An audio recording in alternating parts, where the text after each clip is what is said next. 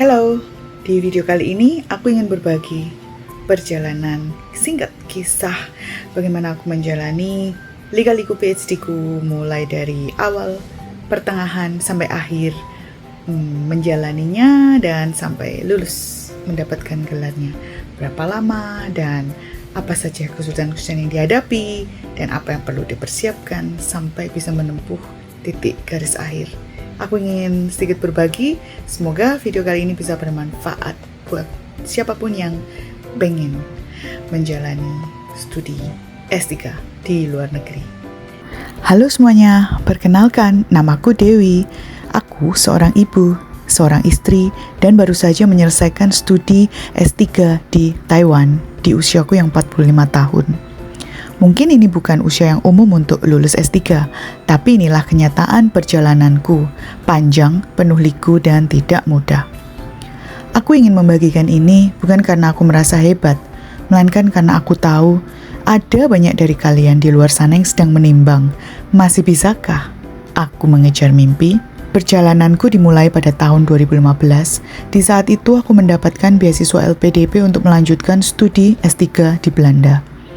Penuh semangat, aku berangkat ke Leiden University Medical Center. Tapi tidak semua hal berjalan sesuai rencana. Studiku itu harus terhenti pada 2017 karena berbagai hal di luar kendaliku. Aku pulang ke Indonesia dengan hati yang hancur, merasa gagal dan kehilangan arah. Tapi aku tidak berhenti di sana. Tahun 2018, aku mendapat kesempatan kedua melalui beasiswa Taiwan International Graduate Program (TIGP) dari Akademia Sinica di Taiwan. Kali ini perjuangannya lebih besar karena aku harus meninggalkan anak dan suamiku di Indonesia demi menyelesaikan studi ini. Itulah salah satu keputusan terberat dalam hidup sebagai seorang ibu. Ada banyak malam di mana aku menangis dalam sepi, rindu yang begitu dalam, rasa bersalah, dan pertanyaan, layakkah semuanya ini aku jalani? Tapi di tengah semua itu, aku selalu ingat, aku ini sedang memperjuangkan sesuatu untuk masa depan anakku dan juga diriku sendiri. Tinggal di luar negeri dan juga studi berarti harus belajar ulang bahasa, budaya, dan ilmu yang menantang. Walaupun programnya berbahasa Inggris, banyak dinamika di kampus dan laboratorium yang melibatkan bahasa Mandarin. Aku sempat terseok-seok di awal, tapi perlahan semua bisa dilewati karena aku tahu aku tidak boleh menyerah.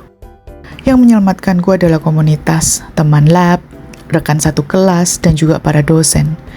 Aku belajar bahwa bertanya itu bukan menunjukkan kelemahan, justru itulah pintu untuk bertumbuh. Dan aku bersyukur banyak tangan yang terulur untuk membantuku di saat aku benar-benar membutuhkannya. Jadi untuk kamu yang ingin memulai studi PhD, khususnya di luar negeri, aku hanya ingin bilang satu hal saja.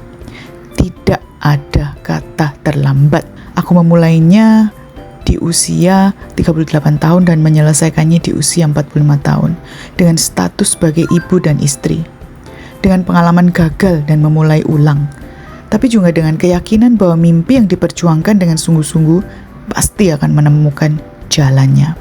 PhD bukan hanya soal riset atau publikasi, tapi tentang kesabaran, tentang bertahan saat kamu ingin menyerah, tentang tumbuh menjadi manusia yang lebih kuat, lebih rendah hati, dan lebih bijak. Kalau kamu sedang ada di fase memulai atau mungkin sedang di tengah perjalanan dan merasa lelah, ingat, kamu tidak sendiri. Setiap langkah yang kamu ambil hari ini adalah bagian dari kisahmu kelak. Dan satu hari nanti, kamu akan lihat ke belakang dengan bangga dan berkata, aku berhasil. Terima kasih sudah mendengarkan ceritaku. Semoga bisa jadi semangat untukmu yang sedang berjuang. Jangan berhenti bermimpi. Dunia ini masih butuh lebih banyak orang yang berani seperti kamu.